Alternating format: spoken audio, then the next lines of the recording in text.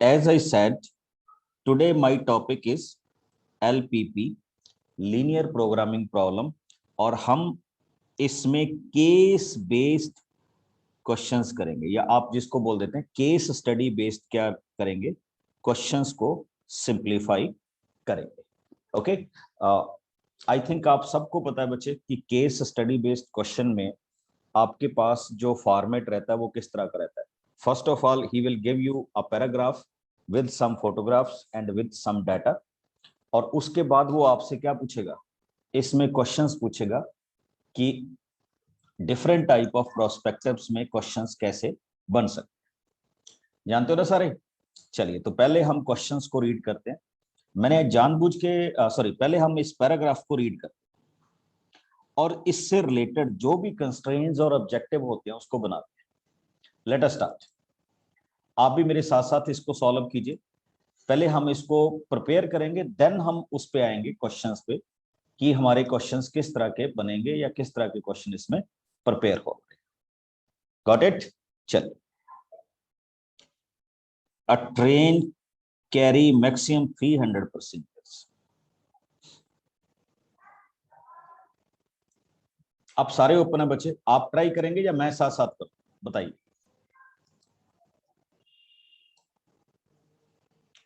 Anyone?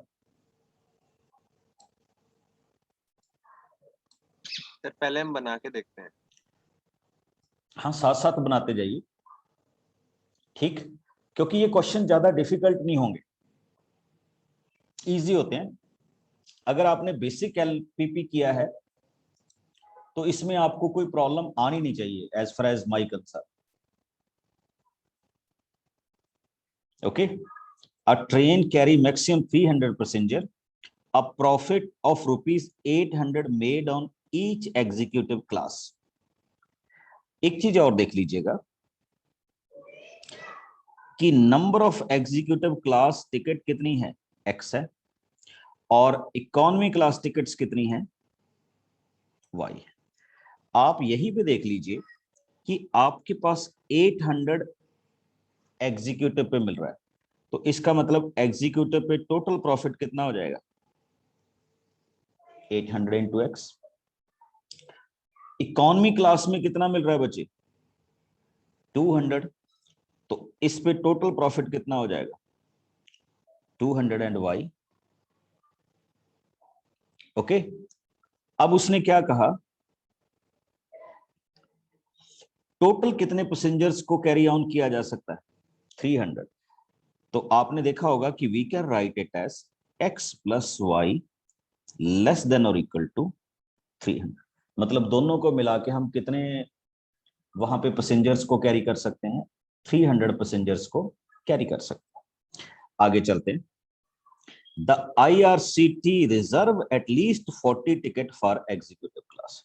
अब जो IRCT है उसने ये कहा कि हम कितनी टिकट्स को रिजर्व करेंगे, एटलीस्ट, एटलीस्ट का मतलब 40, ग्रेटर देन और इक्वल टू 40 टिकट्स को एग्जीक्यूटिव क्लास के लिए रखेंगे। और आगे क्या लिखा है, however at least 3 times as many passenger prefer to travel by economy class than by executive class। But कहता है 3 times जो पैसेंजर्स हैं वो इकोनॉमी क्लास में प्रेफर करते हैं एग्जीक्यूटिव क्लास से ज्यादा। चलिए वो देखी जाएगी। Optimize this problem. अब हमने इस प्रॉब्लम को क्या करना है, ऑप्टिमाइज करना है। बच्चे ये जो आपके पास है जेड, ये तो आई थिंक ये आपका ऑब्जेक्टिव फंक्शन हो गया, जिस प्रॉफिट को आपने मैक्सिमाइज और क्या करना था, मिनिमाइज करना था। Got my point? अब देखते जाइएगा, जरा आगे आते हैं। पहला ही क्वेश्चन देखिए, what is your first question, based on the above information answer the following question. In questions को आंसर कीजिए बच्चे। पहला क्वेश्चन क्या हो, सिंपल है। पहला क्वेश्चन क्या होगा,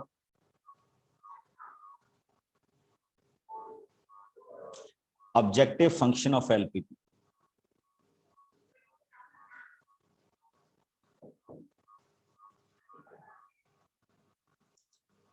जस्ट वेट।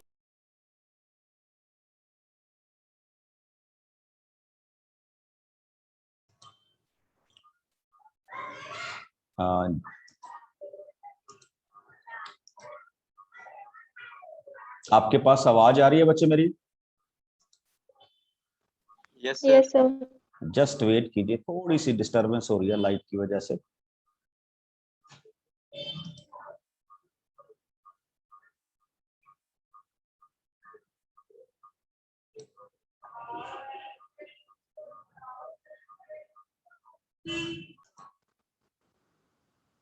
चेक कीजिए बच्चे, जिसमें हमने क्वेश्चन शुरू किया था उसी में मैं वापस आ रहा हूं दोबारा से। तो let us start with the same questions. Okay, तो पहला इसने कहा what is the objective function. तो हम ऑब्जेक्टिव फंक्शन ऑलरेडी ड्राइव कर चुके हैं बच्चे, 800x प्लस 200y। तो आप देख सकते हैं हमने इसको प्रॉफिट को क्या करना था, मैक्सिमाइज करना। नेक्स्ट आ जाइए, which among of these constraint for this LPP. अब हमने बताना है इसमें से एलपीपी की कौन सी क्या होगी, कंस्ट्रेंट होगी। एक चीज नोट करने वाली है बच्चे, क्योंकि उसमें मैक्सिमम पैसेंजर कितने जा सकते थे, 300, तो ये तो नहीं होगी।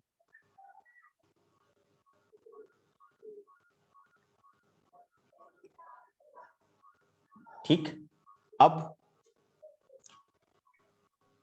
सॉरी ये तो नहीं होगी क्योंकि इसमें तो ग्रेटर देन कहा हुआ है। हाँ, एक क्वेश्चन देखिए जो मैंने यहाँ पे डिस्कस किया था, एक क्वेश्चन मैं आपको बताना भूल गया था। इसने लिखा था however at least 3 times as many passenger prefer to travel by economy class। तो देखिए आप देख सकते हैं कि आपके पास इकोनॉमी क्लास क्या थी, वाई, एग्जीक्यूटिव क्लास क्या थी, एक्स। इसका मतलब मैं अगर एग्जीक्यूटिव क्लास को 3 से मल्टीप्लाई करूंगा तब वो इकोनॉमी क्लास के क्या आएगी, इक्वल आएगी। इक्वल। बट अभी इक्वल की बात नहीं है बच्चे, पहले देखिए however 3 times as many passenger prefer to travel by economy class। Economy class इसका मतलब पहले आएगा, ग्रेटर देन और इक्वल टू क्या आएगा, एग्जीक्यूट। एटलीस्ट का मतलब क्या होता है, ग्रेटर देन और इक्वल टू दिस वन। तो इसका मतलब हम इस क्वेश्चन पे क्या करते, मूव करके। अच्छा, अब देखिए इसने इन दोनों कंस्ट्रेंट्स के बारे में हमसे कुछ नहीं पूछा, बट हमने प्रिपेयर कर ली थी, कोई बात नहीं है क्योंकि हमारे क्वेश्चन में काम आएंगे। अब नेक्स्ट क्वेश्चन देखिए इसने क्या कहा, which among these is not the corner point of LPP. कोई बताएगा ये कहां से निकलेगा बच्चे, कैसे आएगा, एनीबॉडी? सर ग्राफ में प्लॉट करके। हाँ, ये आपको क्या करना पड़ेगा, ग्राफ प्लॉट ही करना पड़ेगा। अब एक चीज देखिए, ये जो क्वेश्चंस हैं 1, 2 और 3, ये सारे के सारे किस पे प्लॉट करके आएंगे, इन 3 कंस्ट्रेंट्स को ग्राफ पे क्या करके आएंगे, प्लॉट करके आएंगे। चेक कर लीजिए, 1, 2, 3 और एक और होगा, x greater than 0, y greater than 0। इनको आप प्लॉट करोगे और फिर आप इन तीनों क्वेश्चंस के क्या दे पाओगे, आंसर दे पाओगे। समझ गए? तो इस तरह के क्वेश्चंस भी आपसे पूछे जाएंगे, कहां पे, जब आपसे वो कहेगा कि prove this kind of questions. चलिए अब सेकंड क्वेश्चन में आप, हाँ जी बच्चे। सर सेकंड क्वेश्चन का तो बी ऑप्शन होना चाहिए। नहीं, बी होना चाहिए बच्चे, ये हम थोड़ा सा ना गड़बड़ करके यहाँ पे सेकंड का बी ही होगा। ये ऐसा नहीं होगा बच्चे, ये किसकी वैल्यू होनी चाहिए थी, लेस देन और क्या होना चाहिए था, ग्रेटर देन। ओके, ये हम थोड़ी सी मिस्टेक कर रहे हैं इस question. Got my point? Okay sir. चलिए अब आ जाइए जरा इस क्वेश्चन पे प्लीज। मैं आपको पूरा टाइम दूंगा बच्चे, रीड इट और कंस्ट्रेंट्स बनाइए पहले। तो ऑब्जेक्टिव और कंस्ट्रेंट्स, फिर आते हैं हम इसमें आगे। ऑब्जेक्टिव एंड कंस्ट्रेंट्स, जल्दी से।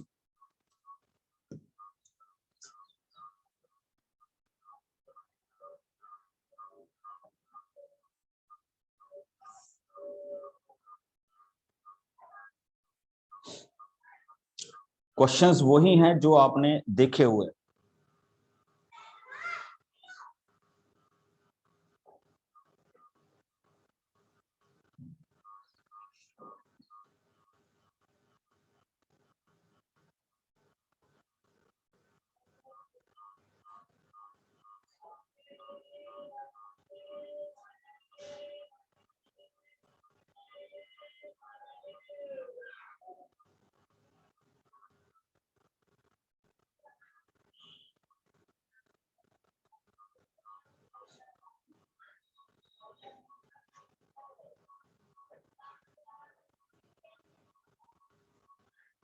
हाँ जी, रेडी?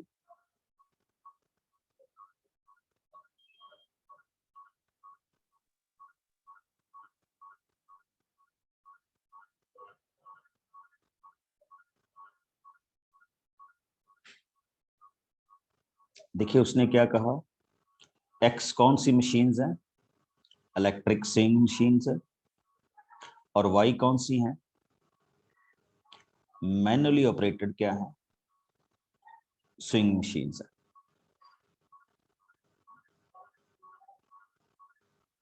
तो इसमें से कौन सी क्या होगी,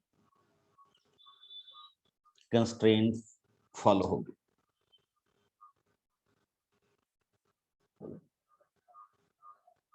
देखो उसने क्या कहा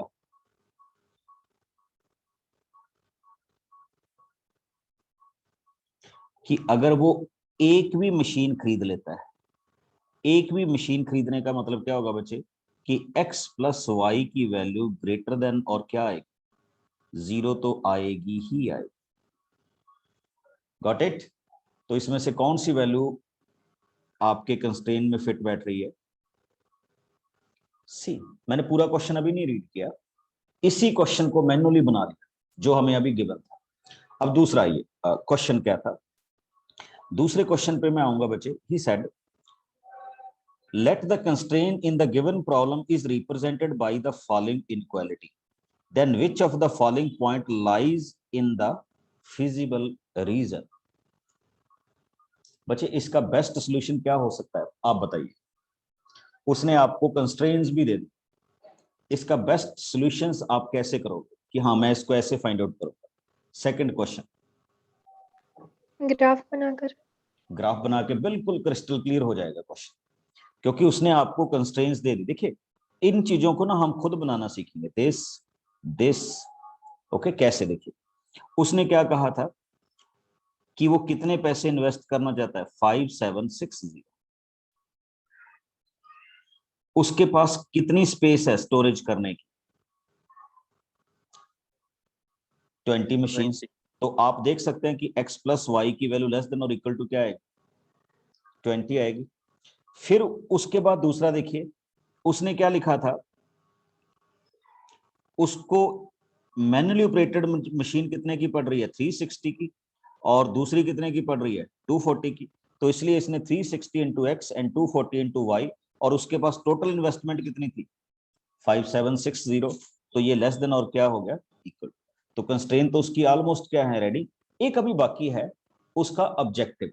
देखिए एक पे उसको कितने रुपए प्रॉफिट मिल रहा है, 22, एंड सेकंड पे उसको कितना मिल रहा है, 18। तो अगर मैं ऑब्जेक्टिव फंक्शन की बात करूंगा तो ऑब्जेक्टिव फंक्शन क्या हो जाएगा, 22x प्लस क्या हो जाएगा, 18। तो चेक कीजिए नेक्स्ट क्वेश्चन क्या कह रहा है इसमें, लीजिए वो आ गया। If the objective function is given by the problem this, then its optimum value occur at. देखिए ये भी कहां से डिसाइड होगा बच्चे, ग्राफ से डिसाइड होगा। ओके तो आपको एक चीज नहीं, एक चीज आपको इन क्वेश्चन से लगी होगी बच्चे डेफिनेट, कि ये आपके वही क्वेश्चन है या उस तरह के ही क्वेश्चन है जो आपकी बुक में आपके पास अवेलेबल है। बस आपकी बुक में वो सीधा आपको एक स्टेटमेंट देता था और ऑप्टिमम वैल्यूज पूछ लेता था, और यहाँ पे हम क्या कर रहे हैं, यहाँ पे हम उन्हीं को 4-5 क्वेश्चंस में क्या कर रहे हैं, ड्राइव कर। दैट मीन्स क्वेश्चंस आपको पूरा ही करना पड़ेगा जिस तरह का भी हम क्वेश्चंस उसमें देख रहे हैं। अच्छा एक चीज और देखिएगा, इस क्वेश्चन में इसने एक और अच्छी चीज की, आपके पास क्या कर दिया बच्चे, ध्यान से देखिए ये क्या है, आपको उसका ग्राफ भी क्या करके दे दिया, प्लॉट करके दे दिया, और आपको क्या दे दिए, कॉर्नर पॉइंट भी दे दिए। अब इस क्वेश्चन में पूछ क्या रहा है, पहले मैं आपको क्वेश्चन बताता हूं। Suppose the following shaded region ADP represent feasible corresponding to mathematical function, then which of the following represent coordinate of corner points। तो हमने बताना है बच्चे इसमें से कौन सा कॉर्नर पॉइंट को रिप्रेजेंट कर रहा है। देखो 0 और 24 तो कॉर्नर पॉइंट को रिप्रेजेंट नहीं कर रहा। Where is 12 and 8? 12 एंड 8 क्या कर रहा है? कॉर्नर पॉइंट को नहीं रिप्रेजेंट कर रहा, क्योंकि ये एक्चुअली क्या है, 8 एंड 12 है, तो इसको भी छोड़ दो। तो 8 एंड 12 कॉर्नर पॉइंट को रिप्रेजेंट कर रहा है। एंड 6 एंड 14, x की वैल्यू 6 एंड y की वैल्यू 14, ये भी हमारे कॉर्नर पॉइंट को रिप्रेजेंट नहीं। तो इस तरह से आपसे क्वेश्चन क्या कर लिए जाएंगे, पूछ लिए जाएंगे। Got my point? Yes sir. मेरा इन क्वेश्चंस में बच्चे ये कहना है कि अगर आप अपनी बुक के क्वेश्चंस को अच्छी तरह से कर लें तो ये कोई ज्यादा दिक्कत वाली आपके पास बात नहीं आएगी। इस क्वेश्चन को रीड कीजिएगा जो आपकी बुक में अभी दिया है, रीड कीजिए प्लीज। सेम टाइप का क्वेश्चन है जैसे हमने पहले ड्राइव किया, उसी को आगे कुछ ना कुछ ये आपसे पूछ रहा है।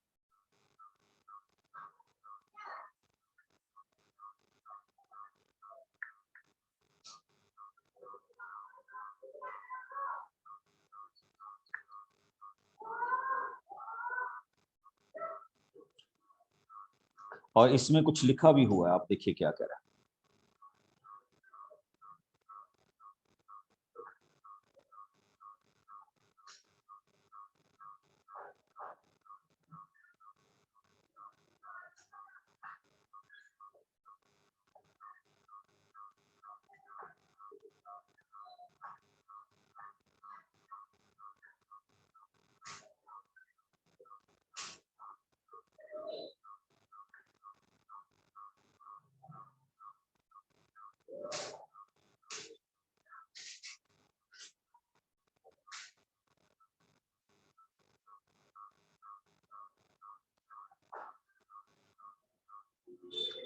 हाँ जी, देखिए भाई, what is your option for first question?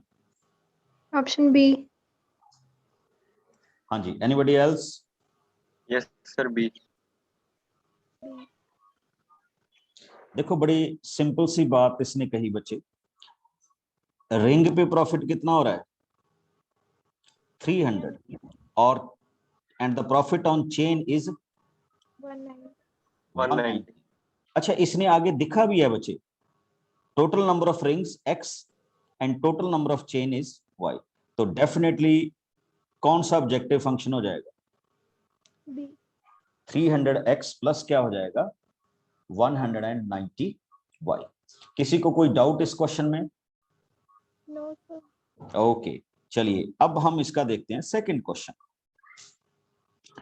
For maximum profit he take the number of rings and chain. अच्छा, ये कहां से पता चलेगा बच्चे? ग्राफ से। फिर वहीं पे बात आ गई, इसका मतलब आपको ग्राफ ड्रा आउट करना पड़ेगा, उसमें ऑब्जेक्टिव फंक्शंस डिक्लेयर करने पड़ेंगे। अच्छा, अब आइए नेक्स्ट क्या कह रहा है? Corner point of the feasible region, ये भी कौन बताएगा? Graph. Maximum profit earned by the firm is equal to, ये कहां से पता चलेगा? ग्राफ से। ग्राफ से, ठीक। अच्छा, एक चीज और देखिएगा, इतने ग्राफ पे क्वेश्चन डिपेंडेंट नहीं होंगे बच्चे। इसने इनमें से ना सिंपल सी स्टेटमेंट्स में से एक आपसे जस्ट पूछा ऑब्जेक्टिव, बट मेरा मानना है कि आपसे वो एक दो क्वेश्चन कंस्ट्रेंट्स के भी पूछेगा इसमें। ओके, तो अब मेरे को आप इसकी जितनी भी कंस्ट्रेंट्स है वो प्रिपेयर करके दीजिए, then we will check it कि हम ठीक जा रहे हैं ये गलत। आपको दे रहा हूं 1 मिनट दे रहा हूं, try to find out the constraints क्या क्या हो।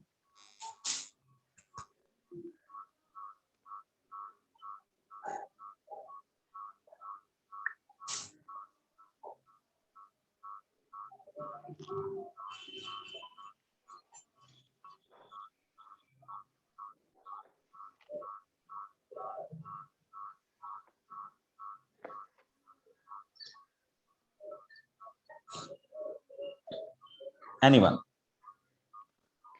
Sir x plus y is smaller than equal to 24. हाँ, एक चीज देखिए बच्चे, रिंग्स एंड चेन्स, ये कितना हो रहा है? At most 24। एट मोस्ट का मतलब क्या होता है बच्चे? x plus y is less than और इक्वल टू 24. 24. किसी को doubt? No, sir. No sir. दूसरा ये आगे आइए, 1 hour to make a ring and 30 minutes to make a chain. X plus half Y is smaller than equal to हाँ, 16. देखिए 1x plus half y, मैंने इसको भी आवर्स में कर लिया, और आपके पास मैक्सिमम कितने आवर्स अवेलेबल है? 16. 16, तो ये लेस देन और इक्वल टू क्या आ जाएगा? 16. 16। अच्छा, उसके बाद आपको पता ही था ऑब्जेक्टिव ये हो गया, और दो कंस्ट्रेंट्स अपने पास और आती हैं, एक्स वाई ग्रेटर देन और इक्वल टू 0. ये आपके क्वेश्चन का आंसर हो गया। और उसके बाद आप चलिए क्वेश्चन में जैसे हम चलते हैं, ठीक है? वेरी गुड सरगुन, पार्टिसिपेट करो बच्चे इन क्वेश्चंस में। चलिए, अच्छा एक क्वेश्चन ये आपके पास एक नई चीज लेके आया, read it. Question number 4,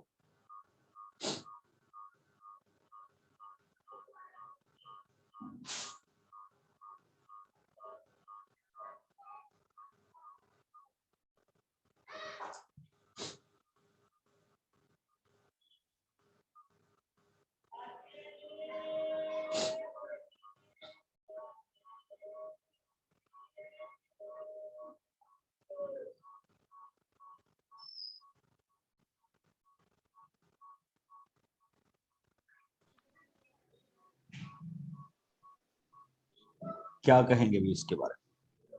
So first का C option. फर्स्ट का सी ऑप्शन कैसे ड्राइव किया बच्चे? सर ऑप्टिमल वैल्यू जो कॉर्नर पॉइंट्स होते हैं उन्हीं में से किसी एक पर आएगी। कॉर्नर पॉइंट्स कौन कौन से हैं? 7 0 6 3 4 5 0 6, और कौन कौन सा है? 0 0। अब आइए, इसमें 7 0 भी इन्वॉल्व है। तो 6 मुझे लगा involve फर्स्ट है। का पूछ रहे हैं। नहीं, मैं तो वैसे पूछ रहा हूँ, फर्स्ट का ही बनाना बच्चे। The optimal value of objective function is attained at the point. C तो उसका ऑप्शन। आंसर बिल्कुल सही है, which are corner point of the feasible region. तो आंसर तो यही आएगा फर्स्ट का, तो कोई डाउट नहीं है इसमें कि कॉर्नर पॉइंट ही हो गए। आगे देखिए, the graph of the inequality, ये कहां से पता चला बच्चे?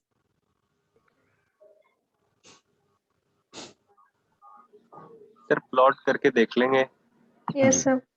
प्लॉट करके देखेंगे तो आप सबको पता है कि अगर मैं इसको प्लॉट करके देखूंगा तो एक पॉइंट आ जाएगा x0 y3 y0 x4, यानी 4 0 आएगा एंड 0 3 आएगा, और क्या लिखा हुआ है? लेस देन, इसका मतलब इस तरफ हो जाएगा। क्या कहना चाहोगे अभी?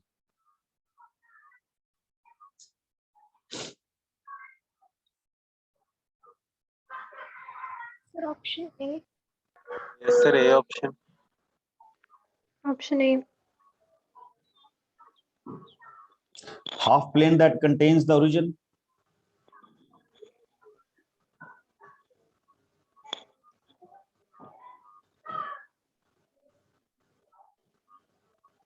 नहीं बच्चे, हम इस पे जाएंगे नन ऑफ दीज,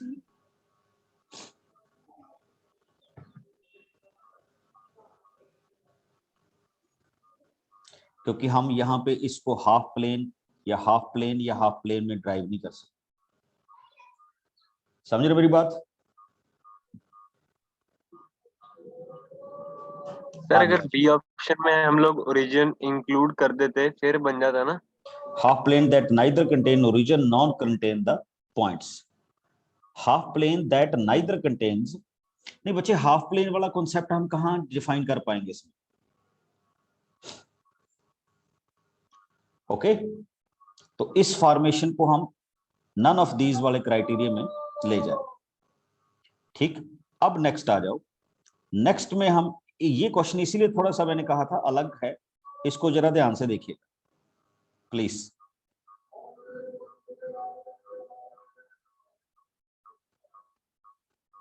अब आइए इसका next question, third, the feasible region of LPP shown in this one. देखो इसमें कोई डाउट वाली बात नहीं, क्या करोगे इसमें? आप सबको पता है थर्ड का आंसर क्या वैल्यू पुट लिखोगे? कर देंगे।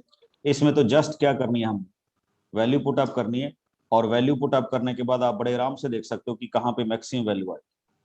अच्छा, अब अगर मैं थोड़ा सा आगे मूव कर जाऊं,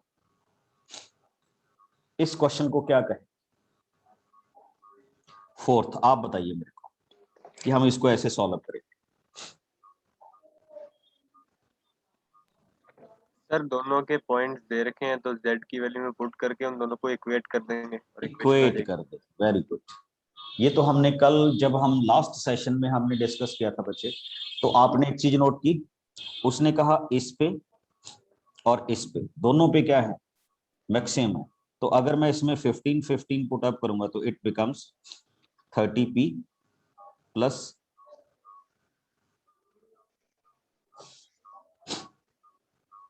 सॉरी इसमें 15p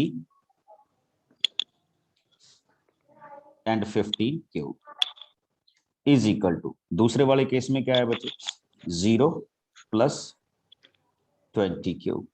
इनको इक्वल रख दीजिए, I think you will get the answer. Option D. हाँ, जो भी आपके पास इसमें बने, ठीक। क्वेश्चन उसी तरह से आ जाएंगे किसी, अच्छा एक इसमें 4 क्वेश्चन दिए हैं बच्चे, तो आपको इसमें 5 क्वेश्चन भी पूछे जा सकते हैं, तो उसके लिए आपको वरी नहीं करना। अच्छा एक चीज देखिए, आप देखोगे ना इसमें अलग अलग तरह के क्वेश्चन है।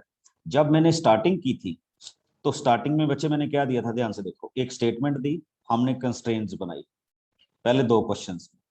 फिर अगर आप तीसरे क्वेश्चंस पे आएंगे तो तीसरे क्वेश्चंस में कंस्ट्रेंट्स वाला काम नहीं था, ग्राफिकल था। फोर्थ क्वेश्चन में आपको ग्राफ देके रिलेटेड क्वेश्चन पूछ रहा है। Now come on to this fifth question, इसमें भी वो आपको सारा कुछ दे गया, यानी उसने ग्राफ भी सेल्फ प्रिपेयर कर दिया और आपसे क्वेश्चन पूछ रहा है। ये क्वेश्चन कंपैरेटिवली क्या होगा, इजी होता है, क्योंकि ये हमारा टाइम सेव करेगा। अदरवाइज हम ग्राफ पे टाइम थोड़ा सा क्या लगा देते, ज्यादा लगा देते हैं। मेरे ख्याल में इस तरह के क्वेश्चंस में आपको प्रॉब्लम आनी नहीं चाहिए। चलिए एक और क्वेश्चन करते बच्चे, ये हमारा ऑलरेडी हो चुका है, याद है फर्स्ट क्वेश्चन इसी टाइप का किया था ना हमने, executive class and economy class. हाँ जी, इस क्वेश्चन पे सारा क्वेश्चन हम सेल्फ प्रिपेयर करेंगे, फिर देखेंगे क्या आंसर। चलिए मैं 1 बाय 1 पूछूंगा, रीड इट।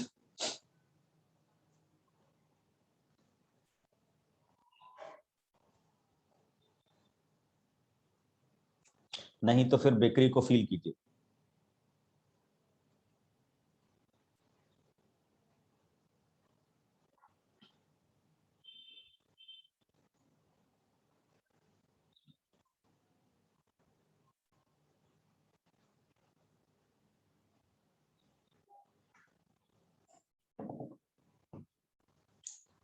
पहले का आंसर जब भी आपसे बने।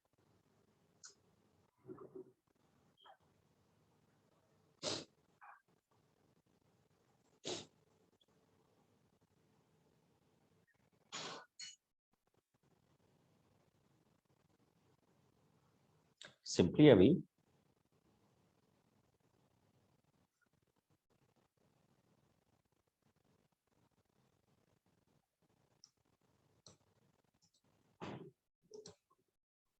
So 2x plus y smaller than equal to sir मैं आपको ये पूरा आंसर दिखाना भूल गया था। देखिए सर ऑप्शन थर्ड। देखिए उसने क्या कहा कि उसने टोटल कितने केजी यूज करना है, 5 kg। 5 केजी यूज करना है। उसने एक चीज और देखिए क्या लिखा था कि 25 ग्राम क्या होती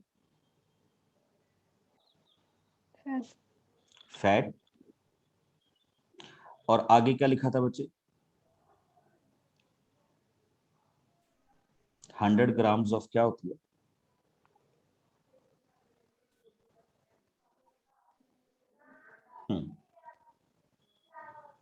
क्या आंसर बनाया बच्चे, सर ऑप्शन सी।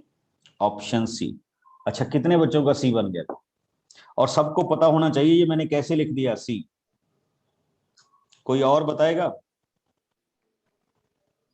कि हाँ ऐसे सी लिख दिया हमने।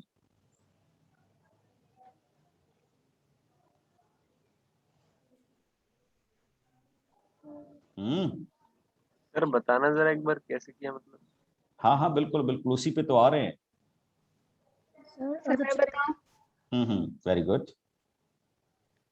सर ओरिजिनल इक्वेशन बनी थी 200x plus 100y। is less than or equal to 5000, फिर उससे एक मिनट मैं ये पूछना चाहता हूँ बच्चे, पहले आपने क्या लिखा?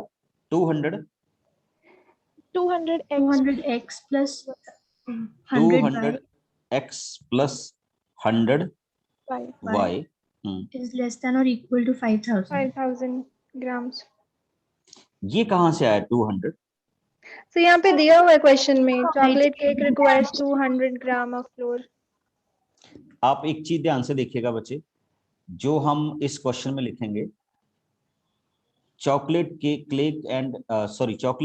And blueberry cakes for children, chocolate cake required कितना? 25 ग्राम्स। सर फोटो की दूसरी साइड दिया हुआ हाँ, है। एक मिनट, मैं उसी पे आ रहा हूँ, इस पे आगे मैं उसी को तो बता रहा हूँ। अब हमने ना कई बार इसी को देख लेते हैं। यहाँ पे आइए, एक यहाँ पे और चीज लिखी हुई थी, ये ना ड्यू टू फोटो हो गया, मतलब ये आपने ऐसे रीड करना था, she make chocolate for chocolate cake required 200 grams of this one. तो देखिए 200 इंटू एक्स कर दिया हमने, और क्या था 100 इंटू वाई, और टोटल हमारे पास कितना था 5 केजी, तो 5 केजी के भी हमने ग्राम बना दिए। तो अब आप देख सकते हैं इसमें से 2x प्लस क्या लिख सकते हैं y, 100 को हमने क्या कर दिया बच्चे, कॉमन कर दिया 50। तो this is your first question.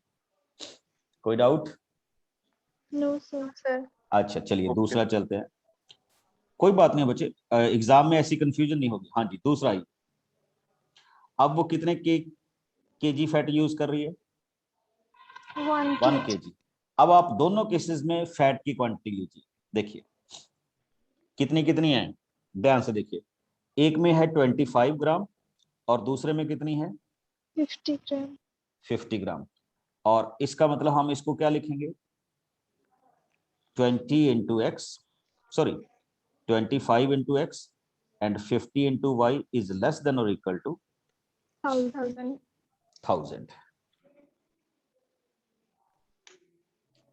इसमें से क्या कॉमन कर सकते हैं बच्चे? 25 भी कॉमन कर सकते हैं। तो x plus 2y is less than और इक्वल टू 40। कौन सा आंसर हो गया? डी। अच्छा, total number of cake made by a bakery is represented by, हाँ जी, ये कहां से पता चलेगा बच्चे?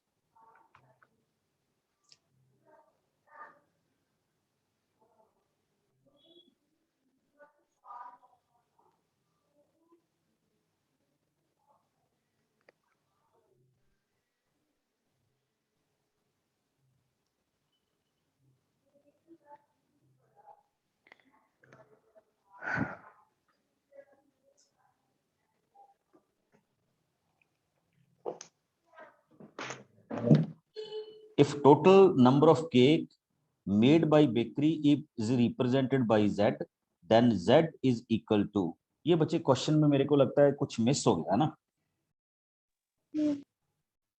Yes sir.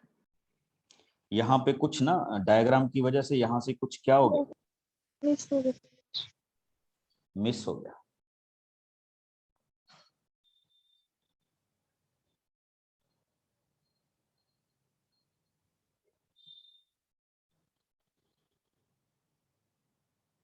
ओके चलिए कोई बात, नेक्स्ट आ जाइए।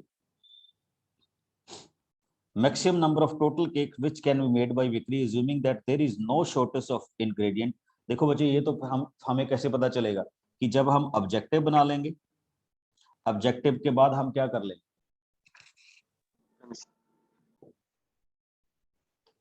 ठीक,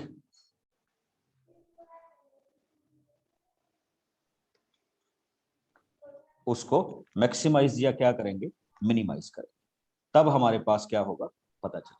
अच्छा एक चीज आप सबके लिए, कोई बात नहीं, एक चीज आप सबके लिए करूंगा, 8th नंबर क्वेश्चन को जरूर देखिए। इस तरह का क्वेश्चन आप पहली बार देते हैं आई थिंक। करिए जरा स्टार्ट।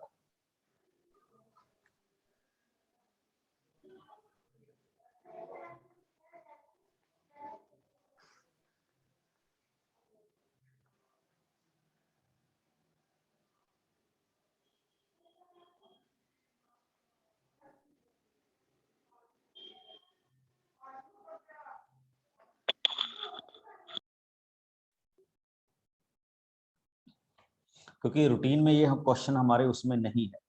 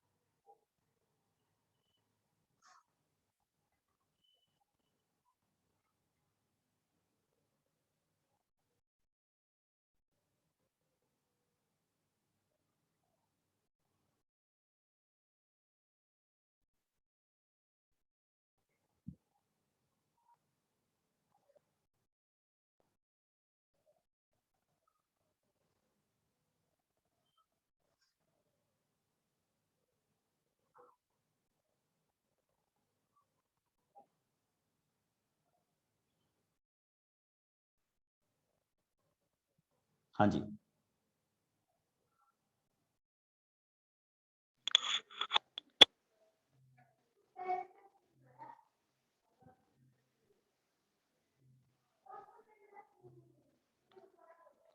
सर फर्स्ट क्वेश्चन के एक बार ही ऑप्शंस दिखा दीजिए। हाँ जी, वेरी गुड। एक चीज ये भी बड़ी इंटरेस्टिंग होती है बच्चे, जब हम कोई क्वेश्चन करते हैं ना तो उसके ऑप्शन बड़े मैटर करते हैं।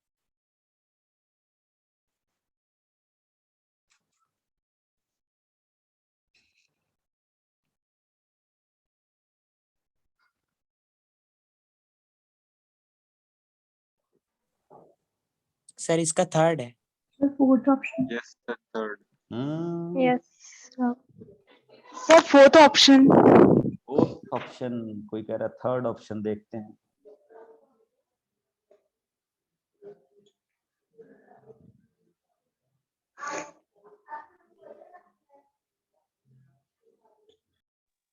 Sir fourth option. Sir fourth.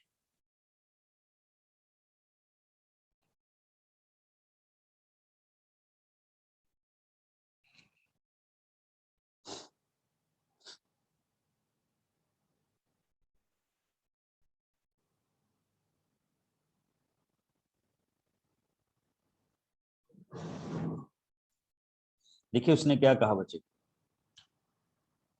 Mister A के बारिक वांट्स टू इन्वेस्ट कितने 12,000 in two types of share X and Y. According to the rule, he has to invest. देखो बच्चे, जब ये कहते हैं ना एटलीस्ट का मतलब होता है कि X की वैल्यू कम से कम कितनी होनी चाहिए, 2,000 होनी चाहिए। तो यहाँ पे आपका ऑप्शन क्या आएगा, डी। डी आएगा, फोर्थ। अब दूसरा देखिए, if he invested ₹Y in share Y, then which of the following is correct? हाँ जी, कौन सा करेक्ट होगा बच्चे? Sir B. Second. Second option. Second. Okay, next आ जाइए, if the total interest received by Mr. Barik from both type of share is represented by Z, then Z is equal to, हाँ ये कहां से पता चलेगा बच्चे, देखिए ध्यान से पढ़िए ऊपर जरा।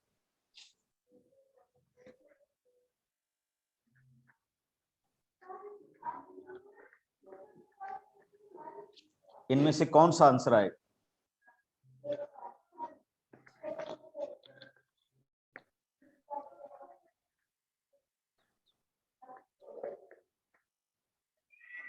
समझ गए क्यों?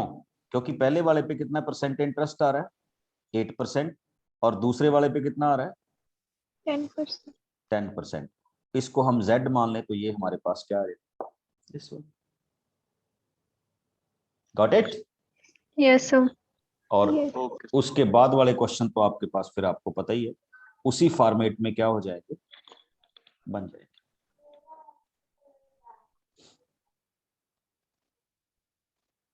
ठीक, तो इस चीज को आप क्या कर सकते हैं, चेक कर सकते हैं। ये मेरे पास बचे क्वेश्चंस थे